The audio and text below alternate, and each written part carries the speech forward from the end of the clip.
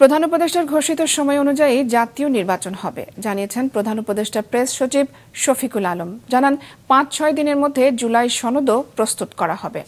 তবে নির্বাচনের তারিখে কোনো পরিবর্তন হবে না। আর আইন উপদেষ্টা জানান শীঘ্রই নির্বাচনের তারিখ ঘোষণা হবে।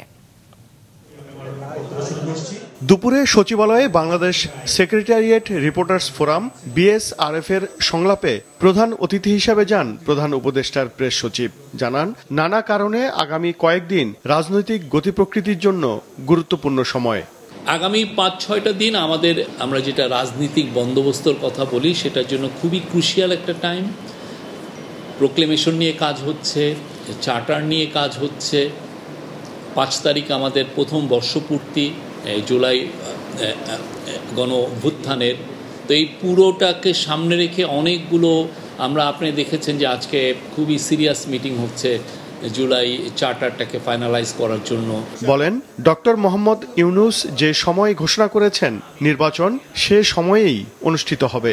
ইলেকশন প্রফেসর ইউনূস যেই সময় বলেছেন তার থেকে একটা দিন দেরি হবে না। যদি অনেকগুলো সংস্কার হয় এবং ট্রায়ালের কাজগুলো এগিয়ে যায় সেক্ষেত্রে এটা ফেব্রুয়ারিতে হবে।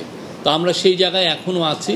চার্টার বা প্রোক্লেমেশন যাই হোক না কেন, যেভাবেই চার্টারটা অ্যাডপ্টেড হোক না কেন, এইটার ইম্প্যাক্টে যে ইলেকশনে করো, ইলেকশন তার মতো সময় মতো হয়ে যাবে, এইটুকু আমরা বলতে পারি। এবারের নির্বাচনে সব ভোটার ভোট দিতে পারবেন বলে জানিয়েছেন আইন উপদেষ্টা। ভোট দিতে সবাই আপনাদের উদ্যোগটা একটু বলবেন।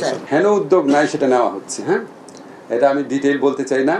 ভোটাধিকারের কথা বলছেন, আমার প্রত্যেক ক্লাসে যখন আমি যেতাম জিজ্ঞেস করতাম আমার ছাত্রদের তোমাদের মধ্যে কে কে ভোট দিয়েছে, তো তারা হাসাহাসি শুরু করতো। কেউ কেউ বলতো স্যার আমি স্যার ভোট দিয়েছি স্যার, কিন্তু 10-12টা। আর 90% বলতো তারা ভোট দেয় নাই। বুঝছেন? যাই হোক, আমাদের সেই দুঃখ ঘুচবে।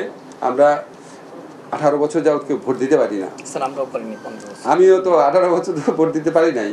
বিকেলে সচিবালয়ে গত 1 বছরে আইন মন্ত্রণালয়ের বিভিন্ন সংস্কার নিয়ে সংবাদ সম্মেলনে উপদেষ্টা জানান শিগগিরই নির্বাচনের তারিখ ঘোষণা করবে সরকার। নির্বাচনের সময় তো জাস্ট ওয়েট করেন, কিছুদিনের মধ্যে ঘোষণা শুনবেন। ওবায়দুল কবির, মাছরাঙা সংবাদ, ঢাকা।